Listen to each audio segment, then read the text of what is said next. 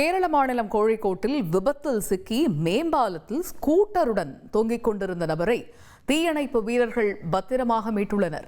இதுகுறித்த கூடுதல் தகவல்களை செய்தியாளர் சிவசபாபதி வழங்கிட கேட்கலாம். சிவசபாபதி, முதல்ல இந்த விபத்து பற்றிய விவரங்கள் என்ன?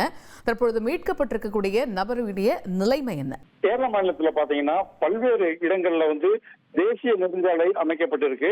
இந்த தேசிய நெடுஞ்சாலையில எல்லாமே மேம்பாலம் கட்டப்பட்டு அங்கேயும் பாத்தீங்கன்னா போக்குவரத்து வசதி செய்யப்பட்டிருக்காங்க. இதுல பாத்தீங்கன்னா கோழிக்கோடு மாவட்டத்தில் இருக்கிற கொயிலாண்டி அருகே இருக்கிற பாலம் பாத்தீங்கன்னா கட்டப்பட்டு அதுல போக்குவரத்து போய்கிட்டு இருந்துச்சு. இதனிடையே பாத்தீங்கன்னா மேல பாலத்துல எதிர்த்து போறப்போ பாலத்தினுடைய இடதுபுறமா பாத்தீங்கன்னா ஒரு பெரிய இடங்கள்ல ஒரு பெரிய பள்ளம் மாதிரி, அதாவது கீழே வரைக்கும் பெரிய ஒரு ஓட்ட மாதிரி இருந்திருக்கு.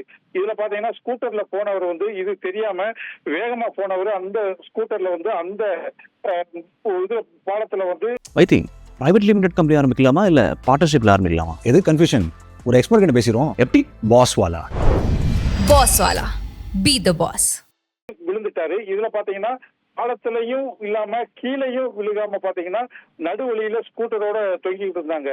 இத தீயணைப்பு வீரருக்கு தெரிவிச்ச உடனேயும் தீயணைப்பு வீரர்கள் உடனே அவர்கள் பத்திரமா மீட்கப்பட்டிருக்காங்க.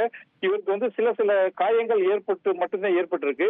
இதனால பாத்தீங்கன்னா அவர் ஹாஸ்பிட்டல்ல முதலுதவி சிகிச்சை மட்டுமே எடுக்கப்பட்டு பின்னர் வீட்டுக்கு திரும்பி இருக்காரு. இந்நிலையில அந்த பெரிய பள்ளத்தை யாரும் தாண்டாதவாறு அங்க தடுப்புகள் அமைக்கப்பட்டு போக்குவரத்து தற்பொழுது சரி செய்யப்பட்டிருக்கு. தகவல்களுக்கு நன்றி சிவசபாபதி. செய்திகளை உடனுக்குடன் தெரிந்து கொள்ள உடனே சப்ஸ்கிரைப் பண்ணுங்க.